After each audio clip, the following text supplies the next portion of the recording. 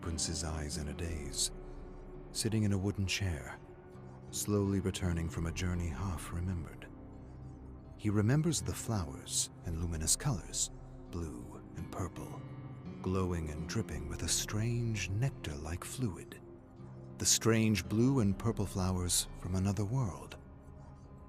He heaves a groggy sigh and isn't sure if he traveled at the speed of thought to defy time and experience a moment from the future, or if it was all some elaborate fantasy put together by his imagination with an unremembered assortment of past memories. Either way, it felt real, and that, for the time being, was enough. Talbot glances at the poppy in his hand. Incredible how a single flower can take you on such a journey, through realms within, and possible realms without, through realms unknown. "You're back, Mr. Grimes." Talbot turns with a start to face Junius, an investor in the company. He despised everything about this man, how he presented himself in his black suit and waxed mustache, how he looked at him, how he had to justify everything he wanted to do with him and his brethren in terms of profit. "What are you doing here?" "We need your, how shall I say, expertise to help us collect samples in a remote location in northern Africa." "I'm afraid I'm on another assignment, but I'm sure you're able to send in the other chemists." "We have." "And?" "They disappeared, along with several other expeditions we've sent in." Talbot turned away, taking in a basement filled with black smoke and the drowsy scent of opium, urine, sweat, and vomit. The den was lined with 2 rows of straw mattress beds, accompanied by little tables with nut oil lamps to heat up the opium before placing it into a pipe as long as a rifle. Men groan and grin with their eyes shut. One man stares at Talbot and laughs slowly and heavily with a pipe to his lips. Every time he pulls at the burning opium pellet, there is a hellish frying sound. Junius clears his throat. "Understand, Mr. Grimes, there is no assignment more critical for the company than this one." And by critical, Talbot understands he means profitable. Junius hadn't been exactly right. There had been a chemist who had returned from the expedition, an old friend and rival from school, Tomas. Tomas had returned from his journey into the bleed, as Junius called it, without uttering a single word about anything he had seen or experienced. In fact, he hadn't uttered a single word since his return. And as Junius explains how he hopes an old friend would stimulate Tomas, he marches along the grimy London road, leading Talbot to Tomas's home. Within minutes, they approach the entrance of a modest dwelling, and Junius knocks hard. A doctor opens the door and greets them both, explaining how Tomas has gone to pieces and that no one can get anything out of him. The doctor then leads them to a small, dank room where Talbot's old school friend sits at the edge of a bed, rocking nervously. A candle on a nearby table illuminates him in the darkness. With slow steps, Talbot approaches Tomas. Horrified by the haggard face and the empty eyes staring up at him, he proceeds to sit on a stool beside him. "My dead old friend. I only heard a few days ago you were back from quite an assignment, as I've been made to understand." Tomas doesn't answer, but his eyes brim with sudden tears. "It's okay. You can tell me what happened." Tomas tries to speak, but only mumbles incoherently. After a moment, a tear slips down his pale cheek, and he manages to point a trembling finger at a cabinet. Talbot stands, brushes past Junius, and grabs a leather satchel. He opens it and pulls out a journal and shows it to Tomas. Tomas nods and struggles to speak, but his eyes suddenly widen, and instead of words, he releases a hellish scream that grows louder and louder with every breath. Panicked, the doctor rushes in, quickly escorting them out of the room, as Talbot gives his friend one last trailing look and wonders what could have broken such a stoic and brilliant mind. Talbot sits in a horse-drawn carriage reading the notebooks. Nothing but gibberish and the disturbing thoughts of a chemist losing his mind. If he were to believe the notebooks, Tomas had lived an eternity in a world where people were constantly hunted like game by apparitions pulled out of dark folk tales. He had only disappeared a week, and yet there were hundreds of entries, perhaps thousands. It made little to no sense. Neither did Junius. He had misjudged the money man. He was a lot more compassionate than he had anticipated, and he seemed to express genuine sympathy for Tomas. Despite being obsessed with profit, he is really quite human. It dawns on Talbot that Junius might in fact be two people, and that the company does a strange thing to him, acting almost like a catalyst. He seems to be different when representing the company. It seems as though the company affords him something which allows him to be someone else entirely. Perhaps protection, perhaps anonymity, perhaps both. Talbot suspects the same may be said of him with his pursuits, but somehow he's sure that even with the protection and anonymity of the company, he manages to retain his compassion for others. And yet, he goes through his friend's notebooks less from a position of grief and more from a position of curiosity. He wonders if this objective disposition makes him less human, or perhaps more human. Any beast can react in anger or rage or grief. What sets us apart from animals is our intellect, our ability to stand above our emotions for the greater good. And yet, Talbot cannot help but entertain the thought that what sets humans apart from machines is our emotions. No, not emotions. Our empathy. Our ability to feel what others feel just by imagining what they might be going through, what they might be suffering. That is an ability above and beyond the simple mechanisms of the intellect. What an incredible power it is to be able to put ourselves in another person's shoes. It's why theater and poetry and stories can even exist. Without empathy, the human experience would have to be redefined as something else, something smaller, something closer to that of an insect. And yet, it's the empathy variable that seems to be the great obstacle to achieving true objectivity, to achieving truth. But what's the use of true objectivity if it means losing one's humanity? Talbot isn't sure how long he's been in this small dinghy up the river under a scorching white African sun with an escort of soldiers, company soldiers. The company's so big it is one of the largest mercenary forces in the world. Impressive, really. And secretly, he admires the fact that they do what they want when they want, without consequence or fear of tarnishing the reputation of king and country. He stares at the soldiers as they lounge about the stern, young, callous men who found a place to hunt, kill, and torture human beings with anonymity. The cook, Oswald, talks about rebellions he's put down in various colonies, as well as the wonderful dishes he's discovered from other lands. Calder is a known tracker who's captured several dissidents and showed us a collection of severed ears he took from the scoundrels. Dallin fills the silences with stories about his fiancée.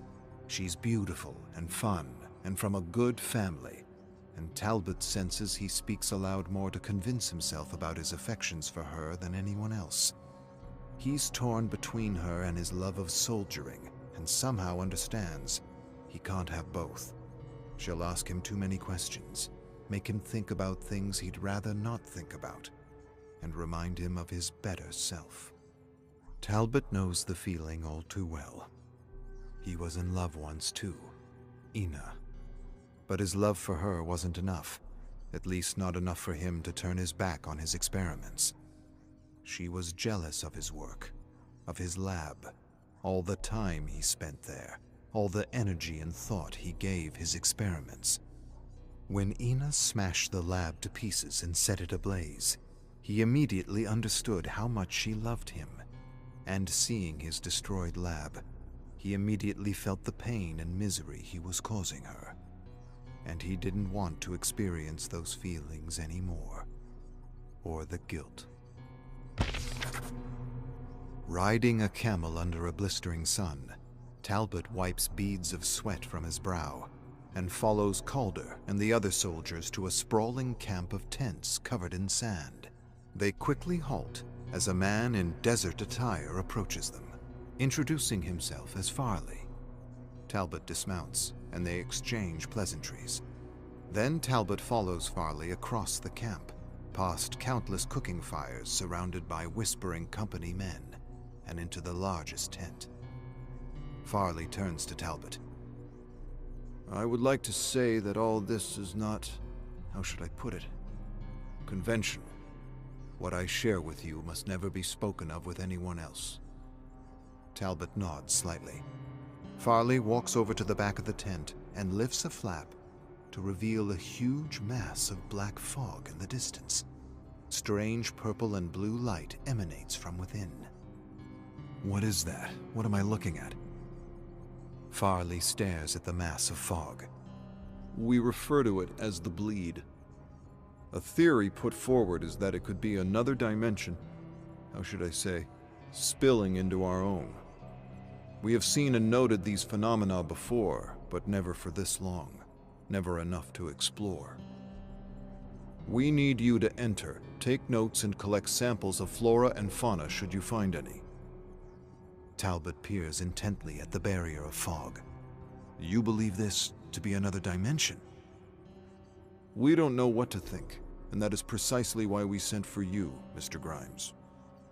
You could have chosen more experienced chemists. There are several. We did. They never returned, and we are certainly concerned for their well-being. But if you could find a way to collect and bring back samples from this anomaly, their sacrifice would not have been in vain. Talbot furrows his brow. Farley sighs, closes the flap, and faces Talbot. We would even consider your proposal to improve, how should I say, the quality of your experiments. That is to say, we could certainly find a way to give you access to the test subjects you desire. The king would have our heads. My dear Mr. Grimes, we do not answer to the king. We do not answer to the king. Talbot considers the implications of those words over and over again as he prepares his leather satchel with his notebook, tools, and vials. He then closes the satchel and wonders who in fact the company answers to if not the king. Junius had once told him the company was like a person and was given the same respect as a person. And yet, the company didn't seem like a person. It seemed like something else, something different, something perhaps like a beast pretending to be a person, a dark thing unleashed into the world to destroy and plunder and return to its masters with a mouthful of death and a fistful of gold. A part of Talbot hated being a part of this dark thing for the longest time. But over the years, he had found a way to rise above his guilt and admire the sheer power and brilliance of what it could do in the world and what it could achieve for its masters without reproach.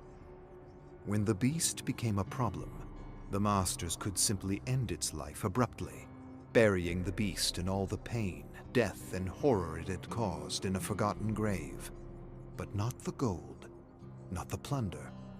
They, the masters, could keep it all. Keep the gold and the plunder, and eventually use it to inject life into a new beast, or perhaps beasts. The company may not have been a person, but it was certainly a form of life, and gold was its life force, its blood. Talbot suddenly feels inspired. Gold is energy. No, not gold. Currency. Currency is energy. No, not energy. A variable to direct and control people, to manipulate the fold. Yes, there is something worth exploring in the thought, something worth pursuing, something that could help the company and its masters. He asks himself if there is a way to understand people in reduced terms, in terms of energy and equations. Talbot quickly pulls out his notebook and jots down a concept: fold energy. He scribbles down an equation, crosses it out, then rewrites another version. He examines the equation, then releases a sigh and crosses it out again. He wonders for a long moment if people could actually be reduced to a chemical equation that could somehow determine output and potential. It was a strange idea, perhaps even an awful idea, and yet this idea had legs like a beast. It was certainly plausible to treat people as a kind of energy that could be contained and controlled, except for one variable, the human variable: empathy. The strength of currency as a variable to control, manipulate, and predict energy flow would be directly proportional to the value people placed on the currency in their lives. But there had to be ways to remove or reduce the human variable, to somehow turn currency into a collective god, or in the very least, a demigod, something the Fold feared, prayed to, and constantly meditated on. One single god to control them all, one single variable to stimulate, shock, and direct Fold energy. Talbot stares at his notebook and laughs to himself. The idea is ludicrous. There are no legs. There's no present or future world where he or anyone else could experiment on eliminating the human variable. Such a thing not even the company could get away with. But if it could, it would be far more powerful and effective at controlling the Fold than any king or empire. Talbot scratches out his equations, realizing they are nothing more than highly imaginative scribbles masquerading as science. Even if the company were granted the ability to experiment on the Fold without limits, he could not imagine how this intangible human variable could be reduced, let alone removed from the equation. All the cultures and communities and diverging beliefs and values would never allow such a god or demigod to exist.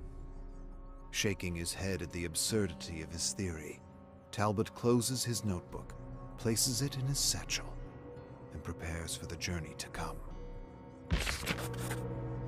Talbot leads his retinue toward a wall of fog, ignoring the gasps and sighs behind him.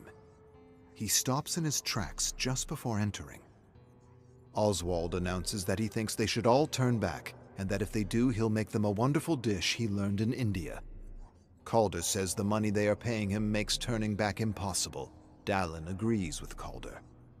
Talbot takes note of the comment, then extends a finger and pokes the almost liquid fog. And the fog extends a tendril and pokes him back. In disbelief, Talbot pokes the fog again to see if he'll stimulate a similar response. But the fog doesn't poke back. The first time was possibly just a reaction to their collective body heat. The thought of conscious mist or fog almost seems absurd.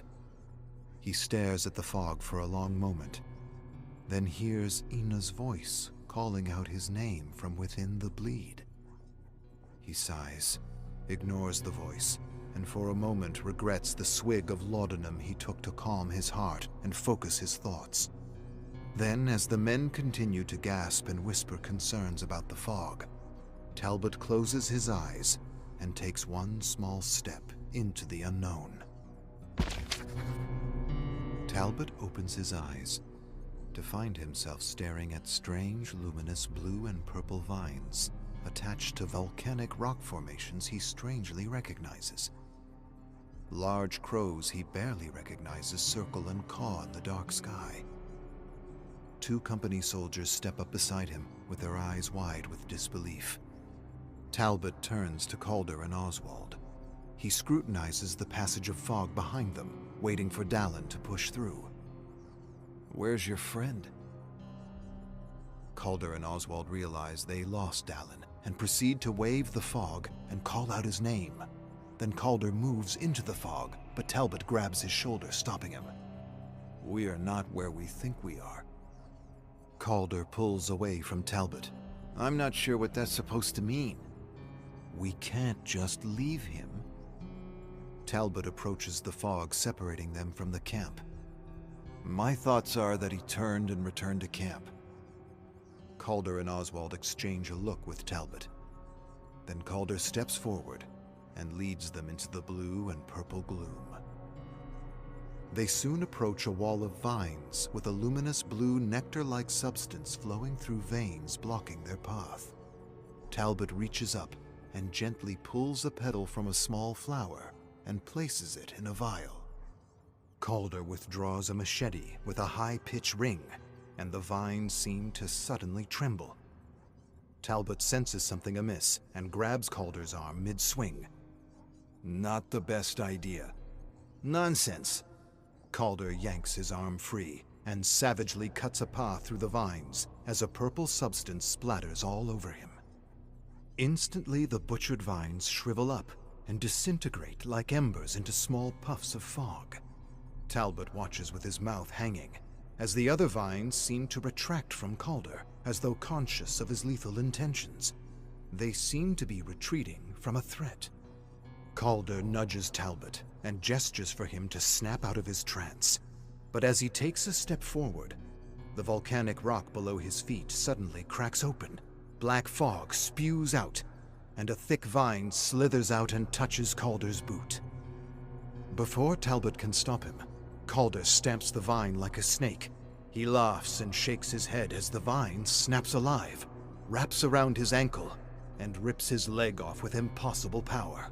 A fountain of hot arterial blood sprays the cold darkness as Calder screams in agony.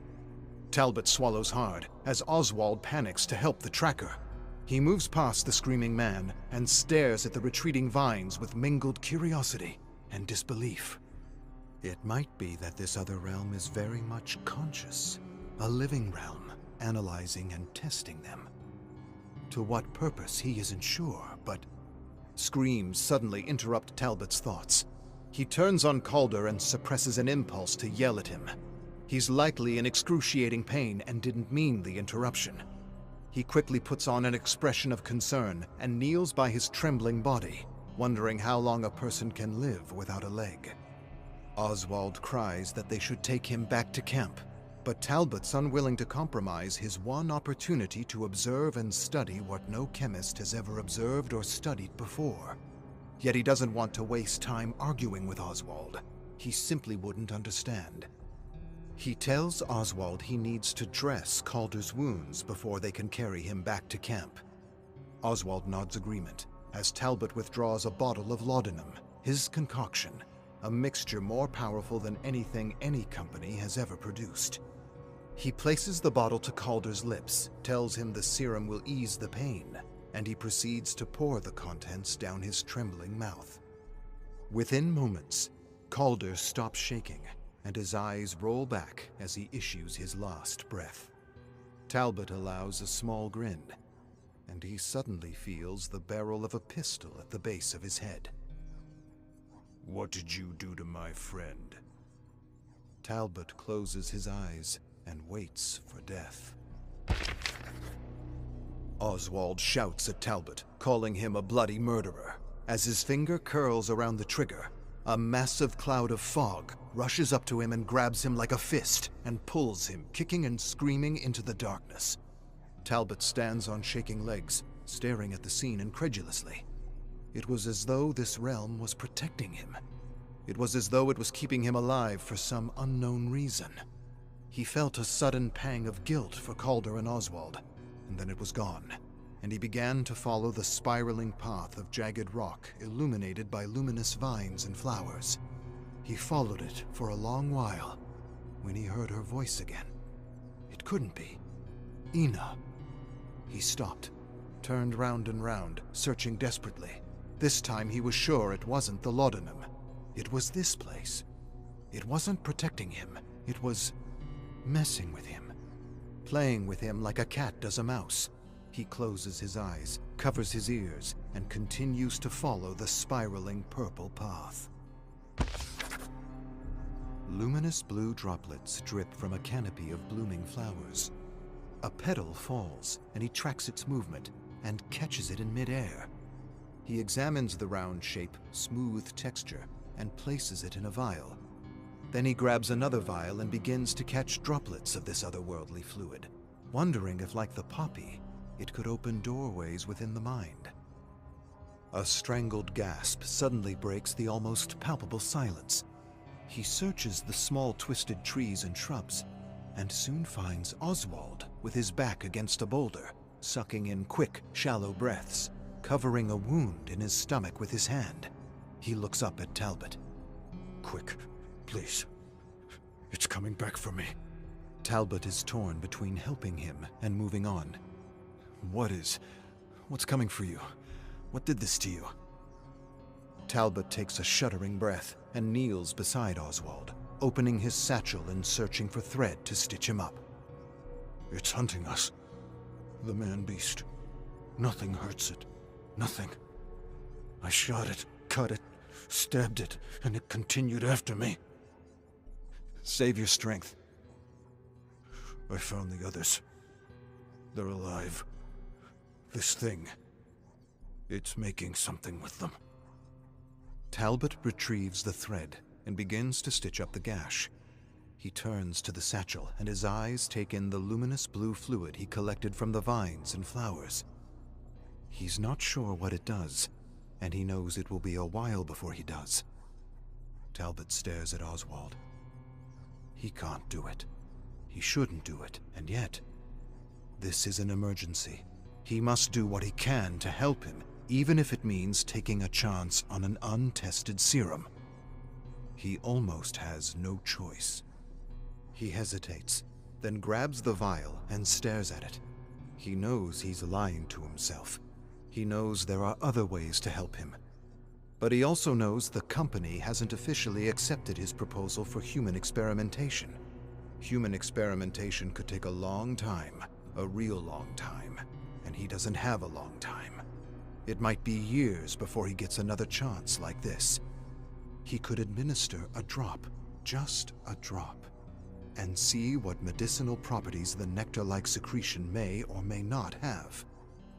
The secretion is a gift from another world. Last thing he wants is to spend years staring at the vial collecting dust on a wooden shelf in his laboratory, while the company debates the merits of his proposal. In fact, they'll be grateful he took the initiative. Slowly, he lowers the vial to the wound. He tilts the lip slightly and lets a tiny drop slip out into the sticky wound. He waits for his blood to absorb the secretion and watches ever closely.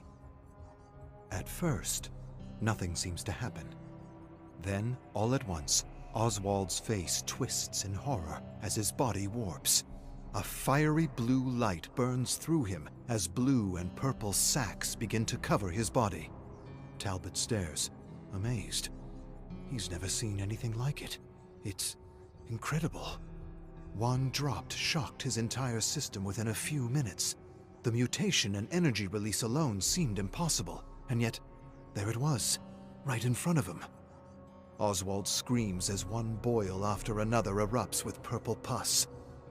Amazement turns to fear as Talbot stares at the ghastly sight and realizes what he's done to the cook.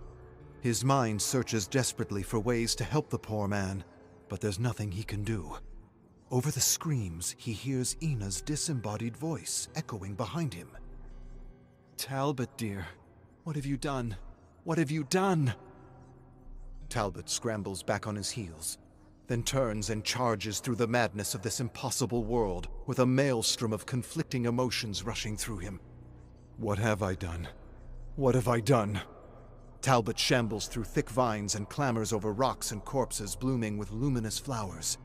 He tumbles to the ground and tells himself it was for the greater good, that the cook was probably going to die anyway, that he's doing something important, that he's searching for chemicals and compounds potent enough to transport people to other worlds at the speed of thought.